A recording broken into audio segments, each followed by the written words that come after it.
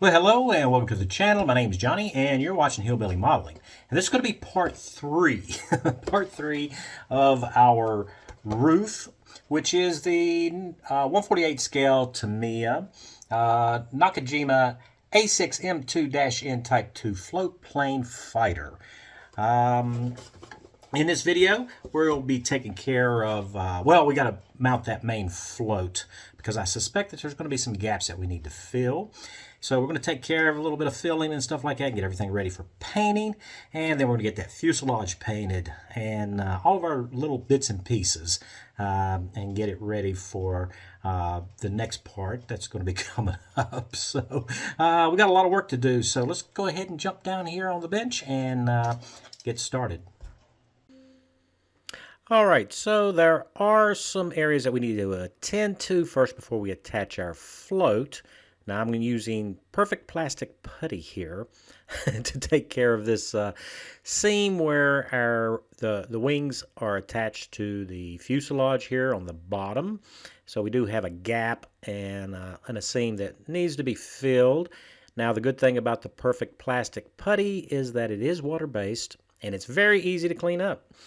So right here on the front of the fuselage at the beginning of the wing root is a good area to use that in as well, because with water cleanup we don't have a lot of trouble getting it out of those fine details that tends to be right around that cowling area there.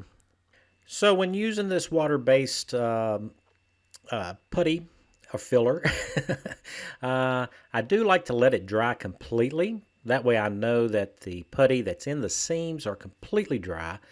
And then we just come back with a cotton swab or a Q-tip, whichever you prefer, and we wet the surface and let it start to soak in that water, and then we can just gently rub away the excess that's on there. Now, as you can see, I just kind of go outside of the actual seam because the seam's going to get a little bit soft for us, and we don't want to remove too much. And then just working up from the actual flat surface up towards that seam keeps us from wiping away too much of that putty. And for really fine areas where you need to clean the putty out of, such as panel lines or the grooves for the flaps, as you can see here, we can just use a cocktail stick or a toothpick, whichever you prefer, and clean those out really easily. So with those seams taken care of, we can go ahead and attach our main float to the fuselage. And the reason why we're doing it right now is because I suspect that there's probably going to be some gaps there that we need to fill as well. And it's best to go ahead. It might complicate things a little bit for painting, but that'll be all right. It's better to get those seams filled. So I'm using the thick Tamiya cement here. That's going to hold it really, really good for us. And we're just going to press it into place and hold it there just for a moment. Now we're going to need some additional support here to get everything to dry in alignment. So I've just used some rubber bands, some of my favorite tools in my toolbox here. As you can see, we've looped it around the wing roots and around the front of the fuselage as well to keep that float pulled up nice and tight while the glue sets up. Now once that glue has set up, we can go ahead and remove those rubber bands and get those out of our way. And we can go ahead and address those little gaps that I kind of knew was going to be there. First up is going to be these rear support struts here for our main float. They do have a couple of areas that have some gaps, so we're going to go ahead and fill those. That way we don't have any really weird looking thing going on once we get everything painted. So there shouldn't be any real gaps there. And of course the cleanup around these areas are the same as we did on the bottom of the fuselage with the wing. Just a little bit of water and a cotton Q-tip and that'll work. So now we do have a couple of small pieces here that needs to go on for our ailerons. Now there's a little bitty slot there that it goes in, and I imagine these are the cable controls for these ailerons.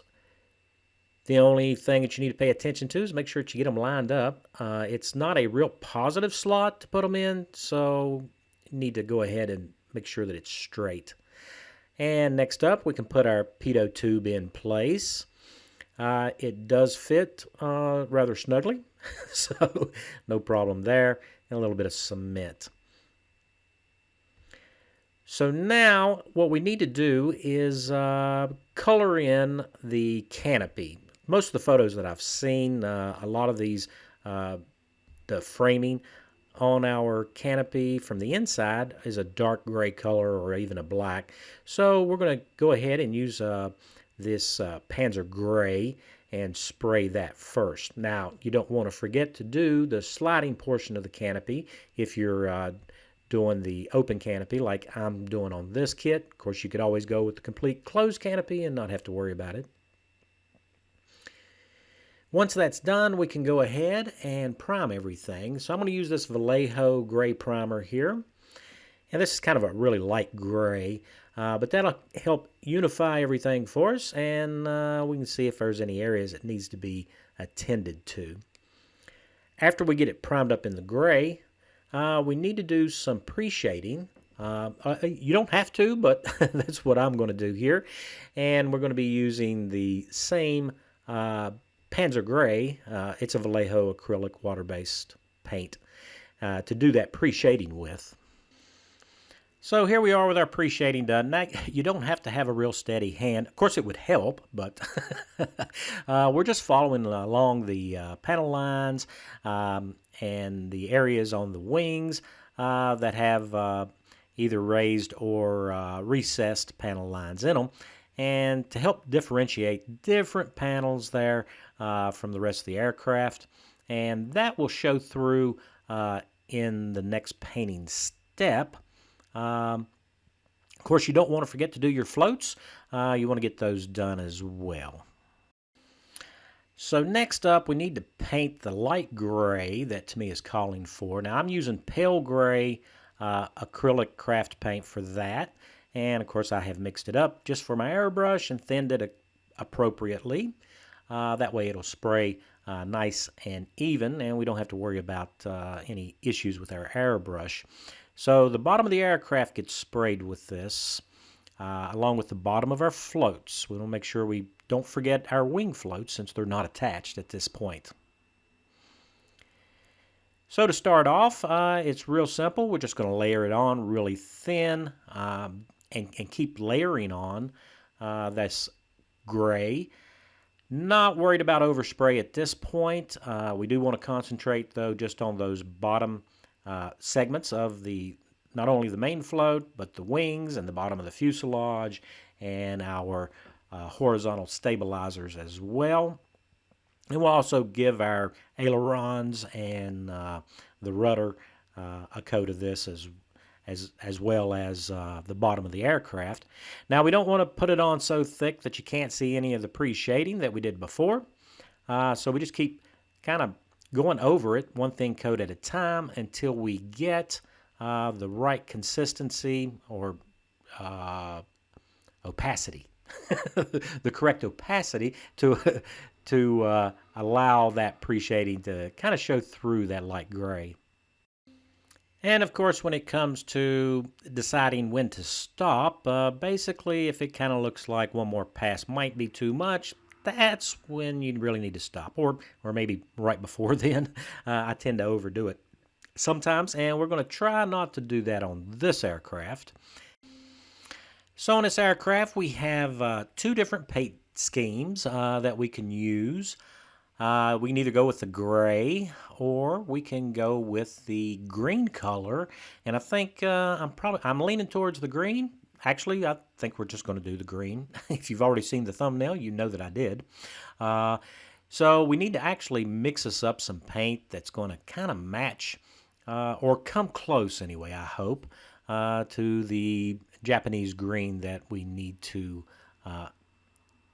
try to achieve. So it's kind of a gray green. Don't know that I'll be able to match that, but maybe we'll get something very similar. So as I'm mixing this, I find that it's because of these craft paints being so thick, putting just a little bit of thinner in the bottom of the jar kind of helps, keeping it from sticking so bad in the bottom, and it helps with the mixing. We're going to be using this olive green here first, and it is a water-based acrylic craft paint. If you guys have been watching the channel, you know that I really like these craft paints. And next up, we're going to use this gray to start changing the characteristics of our olive green that we have there. Now, it kind of depends upon how much you put in there and all that. Of course, the gray is going to darken the green considerably. And I'm just trying to get the right gray hue to it, which I never truly achieve. And then I end up with it just a little bit darker than it really needs to be. So with that, we're going to have to add some water. Because as you can see here, we've got a really dark hue, which probably would be just fine. But I do want it a little bit lighter, so we'll add some white. Now you want to be really careful when you add white or a gray. This here's just the pale gray that I'm going to add to it. I'm trying to stay as more on the gray side. That will lighten it up for us, but you got to be careful not to use too much because it will start to chalk, which gives you more of a faded color than maybe that you want. So I think this is going to be okay. Now it's going to come out much lighter since we're spraying over that light gray primer coat that we have on the actual aircraft. So we'll just have to spray it and see what happens. And of course these craft paints are way too thick to spray right off the bat, so we are going to have to thin that and kind of watch and get the right viscosity. So next up, before we actually start spraying on our green, I am going to use this washi tape. It's a Japanese craft tape. Of course it's made in China, but one of you guys suggested that I try this, and I do like how it actually works for us. So here I'm just going to tape over the flaps. We're going to come back in and paint the flaps later, but we do want to have them, or not the flaps, but in this case it's the ailerons. But we do want to have them kind of a lighter green, so we want to protect it from the fuselage green that we're going to be spraying down. So we're just going to tape over these top surfaces here, because oftentimes the elevators and the rudder and the flaps were canvas covered, or yeah, I believe that's it, canvas covered. Also, we want to protect our floats that we've painted up from the fuselage colors, so we're going to go ahead and mask those up, and then I am going to trim off, because of the angle of our masking here, that makes it a little bit more difficult to get down into that edge there since we're spraying our paint. So we're going to trim off that excess there so it's not in our way. And we don't want to forget about our wing floats. It's always easier, of course, to paint everything at the same time that you're using the same color on. That way you pretty much keep the same consistency, and it's kind of, hopefully it'll all match in the end. So when I am spraying this green on, I'm using a relatively low air pressure, around 8 psi. And we want to establish that line of separation from our the bottom fuselage color of the light gray, and then the green that we're applying now. So we need to be fairly close to the model, which means we have to have a lot of control over our trigger. Now, there is no masking on the underside of the aircraft, so we do have to pay attention to the angle at which we are spraying our green on, so that we avoid any overspray onto the gray that's on the underside of the aircraft. And of course, we're going to build up this color, the green, in the same method that we used before with the gray. We don't want to totally obliterate all of our pre-shading, and this green is coming out much lighter than anticipated, but it'll be fine, I'm sure. It's a good green color, and we just want to keep layering this on, and till we get the correct color saturation so that we can still be able to see all of that pre-shading underneath it. Now once we get our green on, we're going to go ahead and unmask our ailerons and our elevators, and we can just go back to the paint booth, and we will spray these a lighter color of green, so fewer passes and fewer color saturation to kind of simulate that canvas. So with that gray base and our green on, and I don't really cover it too evenly, that way we have some variation in it. So next up, we're going to take a look here. The instructions say that the rudder should be light gray, and Tamiya says it's the same light gray that the underside is, which is rather simplistic, and also I think we may need to go back and address that. But for now, we can go ahead and remove all of this washi tape, which really sticks good to this flat craft paint. But we can go ahead and take all that off. We're done with that part. So going back and looking at that rudder, I just think that it's just too bright. So I think the best thing to do is to repaint that rudder a darker gray to kind of distinguish that between, say, a fabric surface versus the light gray, which is on the bottom of the fuselage. Which, of course, means I've got to mask it back up, and I do put some paper towel there to protect it from overspray. Now we're going to use this gray here, which is called Rainy Day, which is a gray that's kind of in between the light gray and the standard gray. So that'll give it a little bit darker appearance. And it's quick to spray, and once we spray it, we just have to remove our masking once again. And we'll take a look and see. I already like the outcome. I can tell that this is a much better gray. It looks so much better than that really light gray. So I think that's going to contribute to the overall look of the aircraft. So next up, we need to address these identification edges here. The leading edge of the wings were painted an orange-yellow. So we're going to have to do that too. Well, I mean, you don't have to, but I'm going to go ahead and do it. And that'll add a little bit of color to the aircraft and the overall look of it. So back to masking. Of course, you know, masking is always rather boring and kind of tedious, but we do want to protect the rest of the fuselage from the overspray from this yellow, which would be quite a stark noticeable difference there. Now, of course, I don't have any orange yellow on hand, so we're going to have to make that. And we're going to use that bright crafter's yellow. And also a couple of drops here of Tiger Lily from Crafters, and it is the same, pretty much the same acrylic water-based paint. Now you don't want to mix oils, of course, with water-based paints. And we'll give that a good mix and check the color hue of it to see if we've dulled down that really bright yellow. Yes. It's starting to look really good. So a couple of drops in that small amount of yellow gets us to a less bright yellow.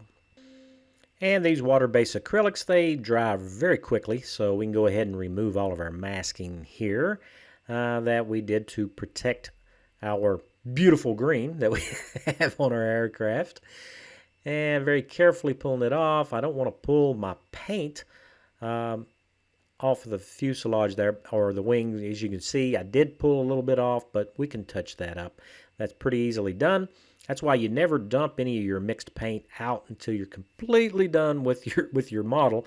That way you have a matching color to do little touch-ups, and you can take care of any little feathering or overspray that may have come up underneath your masking. Now, I did go ahead and paint the gun barrels on our machine guns there. You can't really see too much of that. And then there is that port underneath the fuselage in the center strut. I painted that flat black as well. I think that is actually a landing light that goes in there. Now we can paint the end of the pitot tube silver. And that's just the very end section of it. It gets painted silver. And while we got the silver out, we go ahead and lay in a base of silver for our navigation lights there and the tail light. Of course, these are all going to be different colors in the end, but that silver gives us a good base to put on some transparent colors. And we can paint up our bombs. So the mounts for them should be the pale gray, and then the brackets and stuff, I used metallic gray and silver. And the body of the bomb is the German Panzer gray, the dark gray. So now we need to take a look at our trolley. So this is used to pull the aircraft out of the water, and is going to also be our stand. Now I imagine the top surfaces here are not going to be steel. So it is all painted up in the German Panzer gray, which is a really dark gray. Now, to me, it calls for it to be painted black, but I think that's too dark. So I'm going to go back in, and we're going to paint the area where the float contacts our cart there, that light gray. And that's going to give us a base for creating some wood. I imagine these are wooden blocks. So I just masked over top the gray, and then went back in and sprayed the Panzer gray again to give us some real straight lines here. As you can see, I think that the bottom edges would be the metal supporting hardware, and then the wood would be affixed to the top of that. You don't want to put metal, especially steel, against your aluminum float, because that would cause damage to the aircraft. So with that base already on there, as you can see, we got some nice straight edges there. And there are some areas that we can come back in with our darker gray and touch up and clean up the lines. But we got some nice straight lines to work with. I'm going to let that light gray cure for a little bit. And we're going to go in and paint the rubber tires for our trolley. So we'll do this for both the large wheels, and we'll do it also for the caster, the swivel wheel that's on the front, on the tongue of our trolley. And as you can see, since we're using black for rubber, if we had painted this card up black, then black on black, that wouldn't show up very good. So we do need a color contrast between these. So next up, we're going to make some wood. And so this is burnt umber, oil artist paint. And I've placed it on a piece of card here, cardboard, to drain away and soak up most of that linseed oil. It's always best to do this sometime ahead of when you really want to use it. And in this particular case, it's been soaking for about an hour and a half.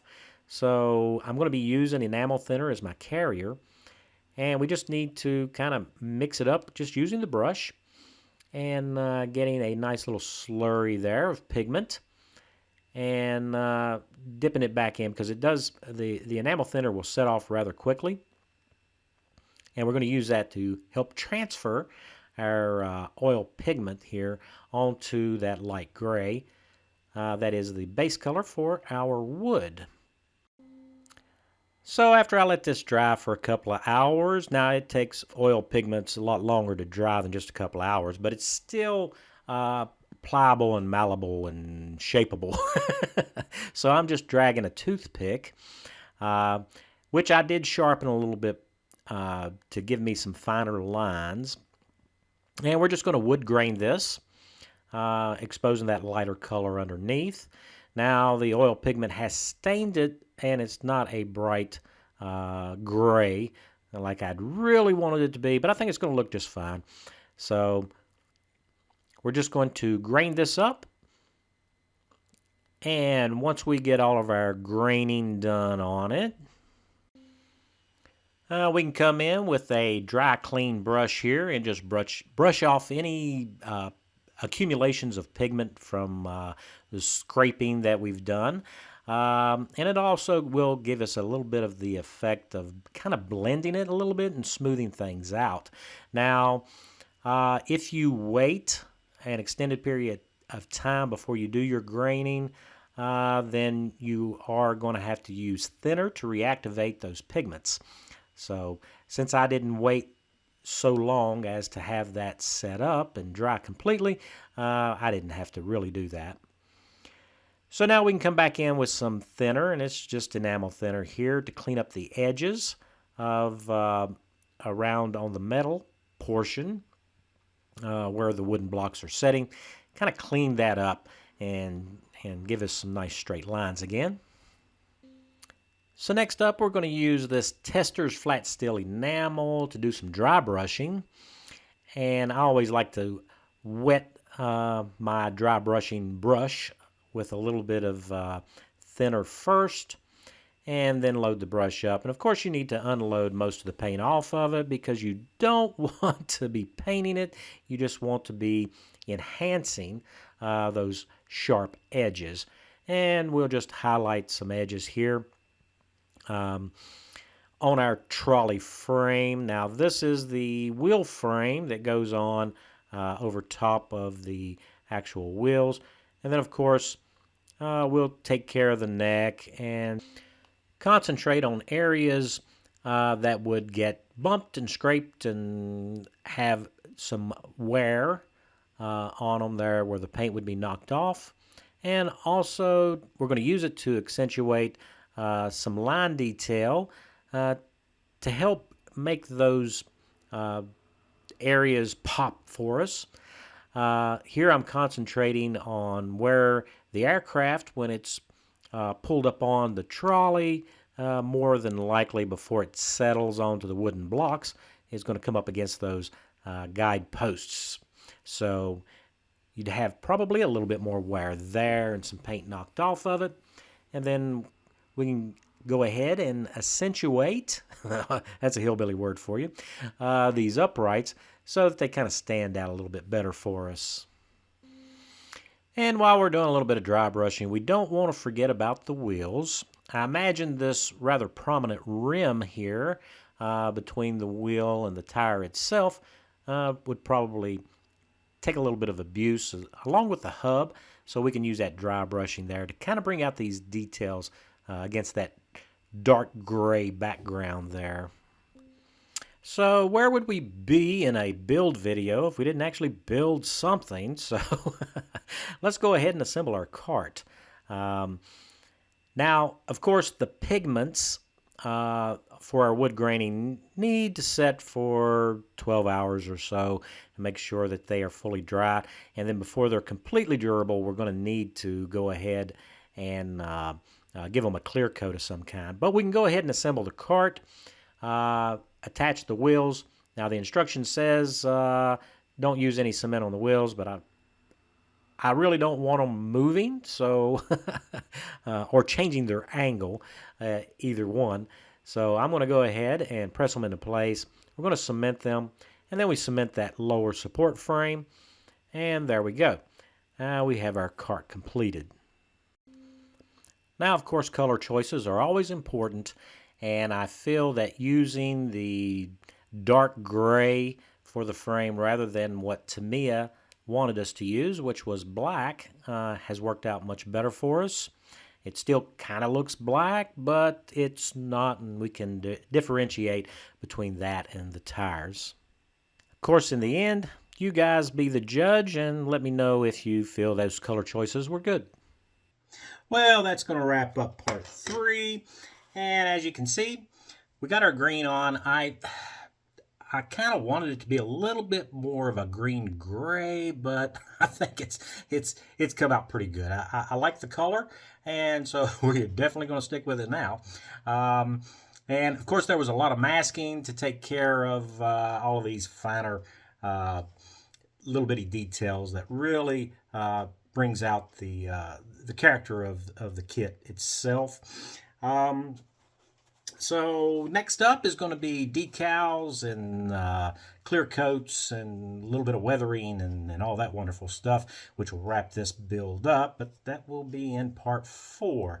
Special thanks to all my subscribers. It's because of you guys that I keep making these little videos, and I hope that you enjoyed this one. And if you're new to the channel and not a subscriber, I hope today I earned that subscription. So you guys stay safe, and I will see you in the next one.